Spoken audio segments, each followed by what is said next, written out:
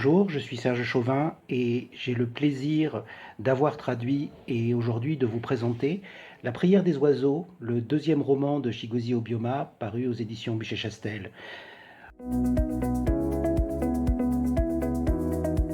Obioma est un jeune auteur nigérian de 34 ans qui s'était fait remarquer dès son précédent et premier roman, Les Pêcheurs.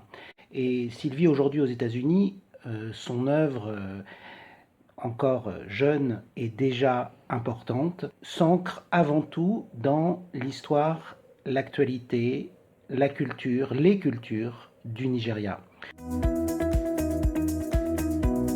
Alors la prière des oiseaux, c'est à la fois une histoire intimiste et très ample qui est centrée sur un jeune fermier orphelin, ingénu, timide, peu instruit, plus à l'aise dans la compagnie des oiseaux que dans celle des humains. Et sa vie bascule lorsqu'il sauve du suicide une jeune fille, Ndali. Il naît entre eux une histoire d'amour partagée, ardente, fervente, mais Chinonso, notre héros, se trouve rejeté par la famille de sa bien-aimée, famille prestigieuse, puissante, riche et surtout éduquée.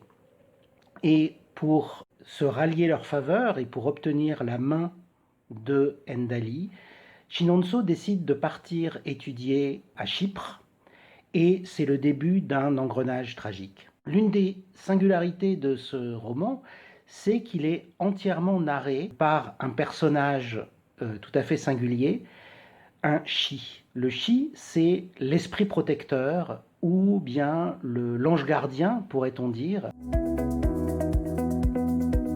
Ce qui est très fort dans ce livre, c'est qu'il est à la fois ancré dans la réalité contemporaine d'un Nigeria en proie aux inégalités sociales, à la corruption, au règne des sectes religieuses, etc., à la mondialisation aussi, et que se déploie en même temps euh, toute l'histoire du pays et aussi une dimension proprement mythologique ancrée dans la cosmogonie et la culture du peuple Igbo dont Obioma est originaire.